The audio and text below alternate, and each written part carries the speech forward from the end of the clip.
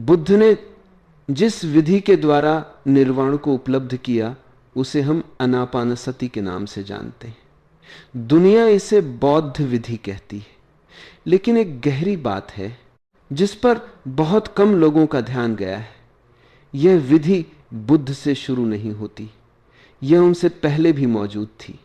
शिव ने बहुत पहले ध्यान की 112 विधियों में इसी रहस्य को प्रकट किया था। श्वास के बीच के उस सूक्ष्म अंतराल का रहस्य, जहां न भीतर है, न बाहर, न जीवन, न मृत्यु। शिव की ये सभी विधियां मन को अतीत और भविष्य की भटकन से हटाकर वर्तमान क्षण में स्थापित करने के लिए है। जिसे तुम खोज रहे हो वह पहले से ही मौजूद है, वह कहीं बाहर नहीं है, वह यही है, अभी है। बस मन को खोजने की प्रवृत्ति से हटाकर, अखोज की स्थिति में, चाह से हटाकर अचाह की अवस्था में ले जाना है। यदि तुम परमात्मा को पाने की इच्छा करते हो तो परमात्मा भी तुम्हारे लिए संसार का ही एक हिस्सा बन जाता है। अगर तुम मोक्ष या निर्वाण की तलाश करते हो तो यह तलाश ही तुम्हारे मोक्ष को संसार के दायरे में ले आती है। तब वो मुक्ति नहीं रह जाती, बल्कि एक लक्ष्य बन जाती है, क्योंकि खोज अपने आप में संसार है और इच्छा ही संसार का मूल है। इसलिए निर्वाण की इच्छा करना भी एक विरोधाभास है। तुम अचाह की चाह नहीं कर सकते, और अगर इसे बुद्धि से समझने की कोशिश करो तो यह एक उलझन, एक पहेली बन जाती है। शिव इस विषय में कोई दार्शनिक व्याख्या नहीं देते, वे सीधे विधियों की बात शुरू कर देते हैं। वे देवी से यह नहीं कहते कि सत्य यही है, उसे मत खोजो और वह मिल जाएगा। वे बिना भूमिका के सीधे उपाय बताते हैं। ये विधियां बौद्धिक नहीं हैं, इन्हें सोचने के लिए नहीं, करने के लिए दिया गया है। जब तुम इन्हें अपनाते हो तो मन अपने आप मुड़ जाता है। यह मुड़ना कोई लक्ष्य नहीं है, बल्कि एक परिणाम है, एक सह उत्पत्ति। यह स्वयं में कोई साध्य नहीं, बल्कि अभ्यास का स्वाभाविक फल है। जैसे ही तुम विधि का प्रयोग करते हो, मन अतीत और भविष्य की दौड़ से हटकर वर्तमान में आ जाता है और तुम अचानक अपने आप को यहीं और अभी में अनुभव करते हो। इसी कारण बुद्ध, लाओ त्से और कृष्ण ने भी विधियां दी, लेकिन उन्होंने अपनी विधियों को दार्शनिक व्याख्याओं के साथ प्रस्तुत किया। केवल शिव का तरीका अलग है। वे सीधे विधि देते हैं बिना किसी बौद्धिक आधार के, क्योंकि वे जानते हैं कि मन बहुत चतुर है, वह हर बात को समस्या में बदल सकता है। यहां तक कि अचाह भी उसके लिए एक समस्या बन सकती है। लोग अक्सर पूछते हैं कैसे अचाह हो जाए, लेकिन यह प्रश्न ही दर्शाता है कि वे अचाह की भी इच्छा कर रहे हैं। उन्होंने कहीं सुना है कि इच्छा छोड़ देने से आनंद मिलेगा, दुख समाप्त होगा, मुक्ति मिल जाएगी। अब उनका मन उसी अवस्था को पाने के लिए लालायित हो गया है जहां कोई पीड़ा नहीं है। इसलिए वे पूछते हैं कि इच्छा कैसे छोड़ी जाए। लेकिन यह भी मन की चालाकी है। इच्छा अभी भी बनी हुई है, बस उसका विषय बदल गया है। पहले वे धन, प्रतिष्ठा और सफलता चाहते थे, अब वे इच्छा रहित अवस्था चाहते हैं। व्यक्ति वही है, चाह वही है, केवल लक्ष्य बदल गया है। और अब यह चाह और भी सूक्ष्म और कपटपूर्ण हो गई है। इसी वजह से शिव किसी भूमिका में नहीं जाते, वे सीधे विधियों की ओर संकेत करते हैं। यदि इन विधियों का प्रयोग किया जाए तो मन अपने आप वर्तमान में आ जाता है, और जब मन वर्तमान में होता है तो वह रुक जाता है। वर्तमान में मन का अस्तित्व ही संभव नहीं है। यदि तुम इस क्षण पूरी तरह उपस्थित हो तो विचार कैसे चल सकते हैं? विचार तो गति है, और वर्तमान में गति के लिए कोई जगह नहीं होती। इसलिए वर्तमान में विचार स्वतः शांत हो जाते हैं, मन ठहर जाता है और तुम मन की अवस्था को अनुभव करते हो, मन शून्यता को। तो असली प्रश्न यह है कि अभी और यहीं कैसे जिया जाए। तुम कोशिश कर सकते हो, लेकिन यह प्रयास ही तुम्हें भविष्य में ले जाएगा। जैसे ही तुम तय करते हो कि तुम्हें वर्तमान में रहना है, वही निर्णय भविष्य की ओर एक कदम बन जाता है। जब तुम पूछते हो कैसे वर्तमान में रहें, तब भी तुम भविष्य के लिए पूछ रहे होते हो। इस तरह वर्तमान क्षण सवालों में खो जाता है और मन भविष्य के सपने बुनने लगता है। इसलिए शिव कोई उत्तर नहीं देते, वे केवल विधि देते हैं। जब तुम विधि का प्रयोग करते हो तो अचानक खुद को वर्तमान में पाते हो, और यही वर्तमान तुम्हारा सत्य है, यही स्वतंत्रता है, यही निर्वाण है। प्रारंभ की 9 विधियां श्वास से जुड़ी हैं, इसलिए पहले श्वास को समझना आवश्यक है। जन्म से लेकर मृत्यु तक श्वास निरंतर चलती रहती है। इन दोनों बिंदुओं के बीच जीवन में सब कुछ बदलता है, शरीर, भावनाएं, परिस्थितियां, लेकिन श्वास का प्रवाह बना रहता है। व्यक्ति बच्चा से युवा और फिर वृद्ध होता है, स्वस्थ से रोगी होता है, सुख और दुख से गुजरता है, सब बदलता रहता है, पर श्वास चलती रहती है। श्वास एक सतत प्रक्रिया है, उसमें विराम संभव नहीं। एक क्षण के लिए भी यदि श्वास रुक जाए तो जीवन समाप्त हो सकता है। यही कारण है कि श्वास तुम्हारे नियंत्रण में नहीं है। तुम सो रहे हो, बेहोश हो, तब भी श्वास चलती रहती है। इसलिए पहली बात, श्वास तुम्हारे व्यक्तित्व का स्थायी तत्व है। दूसरी बात, यह जीवन के लिए अनिवार्य है। बिना श्वास के जीवन संभव नहीं, इसलिए श्वास और जीवन एक दूसरे के पर्याय बन गए। इसी कारण इसे प्राण कहा गया, अर्थात जीवन, ऊर्जा। तीसरी बात, श्वास तुम्हारे और शरीर के बीच एक सेतु है। यही नहीं, यह तुम्हारे और समूचे अस्तित्व के बीच भी एक पुल है। तुम्हारा शरीर विश्व का ही हिस्सा है और श्वास तुम्हें उससे जोड़ती है। यदि यह सेतु टूट जाए तो तुम शरीर में नहीं रह पाओगे, तुम किसी और आयाम में प्रवेश कर जाओगे। इसलिए श्वास तुम्हें समय और स्थान से जोड़ती है। यही कारण है कि श्वास अत्यंत महत्वपूर्ण है। यदि तुम इसके साथ कुछ कर सको तो तुम वर्तमान में लौट सकते हो, जीवन के स्रोत को जान सकते हो और समय स्थान से परे जा सकते हो। श्वास के 2 छोर हैं, एक जहां वह शरीर और संसार को छूती है और दूसरा जहां वह तुम्हें अस्तित्व के पार ले जाती है। लेकिन हम केवल पहले छोर को जानते हैं। दूसरा छोर जो परिवर्तन का द्वार है, उससे हम अनजान हैं। यदि तुम उस दूसरे बिंदु को पहचान लो तो तुम एक नए आयाम में प्रवेश कर जाओगे।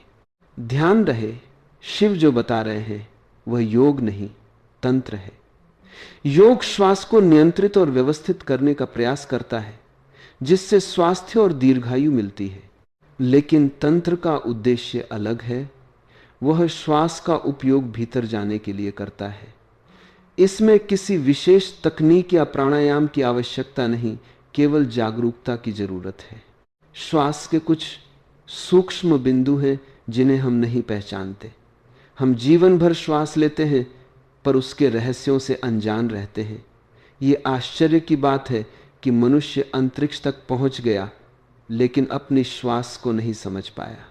ये सूक्ष्म बिंदु ही द्वार हैं, ऐसे द्वार जिनसे होकर तुम एक नई चेतना में प्रवेश कर सकते हो।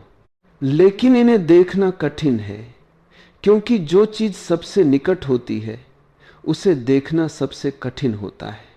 श्वास इतनी पास है कि उसे देखने के लिए अत्यंत सूक्ष्म जागरूकता चाहिए। जब यह जागरूकता आती है तभी तुम उन बिंदुओं को पहचान सकते हो, और यही बिंदु इन विधियों की आधारशिला है। पहली विधि है, शिव कहते हैं, हे देवी, यह अनुभव 2 श्वासों के बीच घट सकता है। जब श्वास भीतर जाती है और फिर बाहर लौटने के ठीक पहले जो क्षण आता है वही सबसे महत्वपूर्ण है। इन 2 बिंदुओं के बीच यदि तुम पूर्ण जागरूक हो जाओ तो घटना घट सकती है। जब तुम्हारी श्वास भीतर प्रवेश करे तो उसे ध्यानपूर्वक देखो। जैसे ही वह भीतर जाकर वापस मुड़ने वाली होती है, ठीक उससे पहले एक बहुत सूक्ष्म क्षण आता है, इतना सूक्ष्म कि वह एक क्षण का 1000वां हिस्सा भी हो सकता है, जिसमें श्वास रुक जाती है वह भीतर आती है, एक बिंदु पर ठहरती है, फिर बाहर की ओर मुड़ती है। इसी तरह जब श्वास बाहर जाती है तब भी वह एक सूक्ष्म ठहराव से गुजरती है और फिर भीतर लौटती है। हर बार जब श्वास दिशा बदलती है, भीतर से बाहर या बाहर से भीतर, उसके ठीक पहले एक ऐसा क्षण होता है जब श्वास चल नहीं रही होती। उसी ठहराव में गहरी घटना संभव है, क्योंकि उस समय जब श्वास नहीं चल रही होती, तुम संसार से कटे हुए होते हो। ऐसा समझो कि उस पल तुम जीवित होते हुए भी मृत जैसे हो जाते हो। अस्तित्व बना रहता है पर सांसारिक संपर्क टूट जाता है। लेकिन यह क्षण इतना सूक्ष्म होता है कि सामान्यतः हम उसे पहचान नहीं पाते। तंत्र के अनुसार हर बाहर जाती हुई श्वास मृत्यु के समान है और हर भीतर आने वाली श्वास नया जन्म है। भीतर आने वाली श्वास जीवन का प्रतीक है और बाहर जाने वाली श्वास मृत्यु का। इस प्रकार प्रत्येक श्वास के साथ तुम मरते हो और फिर पुनः जन्म लेते हो। इनके बीच जो सूक्ष्म अंतराल है वही रहस्य का द्वार है। यदि तीव्र सजगता, गहरी जागरूकता और सूक्ष्म निरीक्षण के साथ तुम इस अंतराल को अनुभव कर सको तो शिव कहते हैं यही परम कल्याण है। तब किसी और साधना की आवश्यकता नहीं रहती, तब सब कुछ पूर्ण हो जाता है, अनुभव घटित हो जाता है। इस विधि में श्वास को बदलने या नियंत्रित करने की जरूरत नहीं है, उसे जैसा है वैसा ही रहने देना है। यह विधि इतनी सरल क्यों है? क्योंकि सत्य को जानना उस तत्व को जानना है जो जन्म और मृत्यु से परे है, जो सदा से है और सदा रहेगा। तुम भीतर आती श्वास को जान सकते हो, बाहर जाती श्वास को भी देख सकते हो, लेकिन इन दोनों के बीच जो अंतराल है उसे सामान्यतः नहीं देख पाते। यदि तुम इस विधि का प्रयोग करो तो तुम उस बिंदु को अवश्य पा सकते हो, क्योंकि वह पहले से मौजूद है।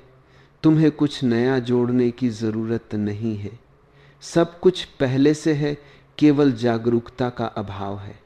अब प्रश्न है कैसे अभ्यास किया जाए।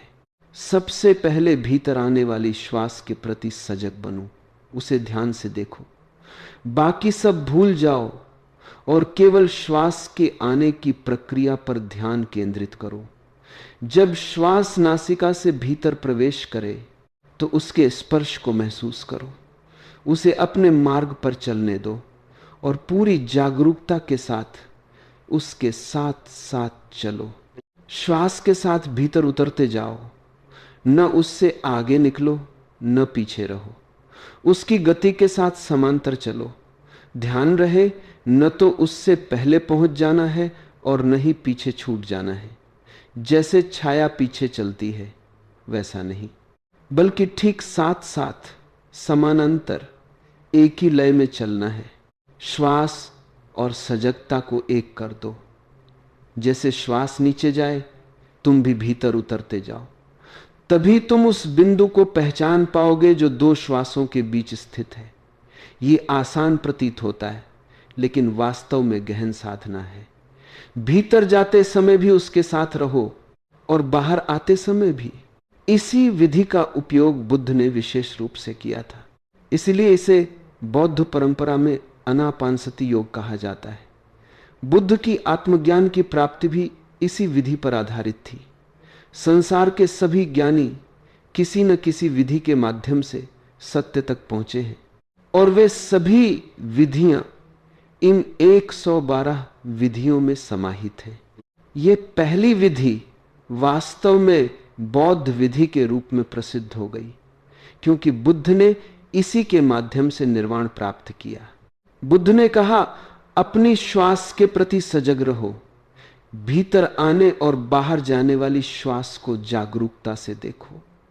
उन्होंने अंतराल की विशेष चर्चा नहीं की, क्योंकि वे जानते थे कि यदि लोग उस अंतराल पर ध्यान केंद्रित करने लगेंगे तो वह एक नई इच्छा बन जाएगी और साधना में बाधा डालेगी। यदि तुम अंतराल को पाने की कोशिश करोगे तो तुम्हारा मन भविष्य की ओर भाग जाएगा। श्वास तो अपनी गति से चल रही होगी और तुम उससे आगे निकल जाओगे, क्योंकि तुम्हारा लक्ष्य अंतराल होगा। इसलिए बुद्ध ने केवल इतना कहा, श्वास के साथ रहो, बस उसे देखो। इस कारण उनकी विधि अधूरी प्रतीत होती है, लेकिन वास्तव में ऐसा नहीं है। यदि तुम निरंतर सजगता के साथ श्वास को देखते रहो तो एक दिन अनायास ही उस अंतराल का अनुभव हो जाएगा। जैसे जैसे तुम्हारी जागरूकता गहरी और तीव्र होती जाएगी, जैसे जैसे तुम्हारा ध्यान स्पष्ट और केंद्रित होता जाएगा, जब पूरा संसार भूल जाएगा और केवल श्वास का आना जाना ही शेष रहेगा, तब अचानक तुम उस अवस्था को पहचान लोगे जहां श्वास नहीं है।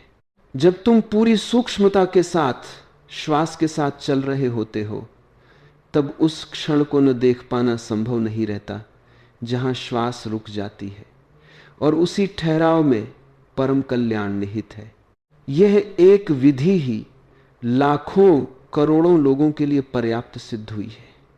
सदियों तक पूरे एशिया ने इसी विधि का अभ्यास किया। तिब्बत, चीन, Japan, Burma, Thailand, Sri Lanka, Bharat को छोड़कर लगभग पूरे एशिया में इस विधि का उपयोग हुआ, और इसी के माध्यम से असंख्य लोगों ने ज्ञान प्राप्त किया। यह पहली विधि है और अत्यंत प्रभावशाली है। दुर्भाग्यवश चूंकि यह बुद्ध के नाम से जुड़ गई, इसलिए कई लोगों ने इसे नजरअंदाज किया। कुछ ने इसे बौद्ध परंपरा का मानकर अपनाने से बचा, जबकि कुछ ने इसे अलग ग्रंथ मान लिया। लेकिन सत्य यह है कि यह न हिंदू है न बौद्ध, यह मात्र एक विधि है। बुद्ध ने इसका उपयोग किया, लेकिन यह उनसे पहले भी मौजूद थी। उसी के कारण वे बुद्ध बने। इसलिए इसे अपनाओ। यह सबसे सरल विधियों में से एक है। हालांकि इसका अर्थ यह नहीं कि यह तुम्हारे लिए आसान होगी। अन्य विधियां इससे भी अधिक जटिल हो सकती हैं। यही कारण है कि इसे प्रारंभिक विधि के रूप में रखा गया है।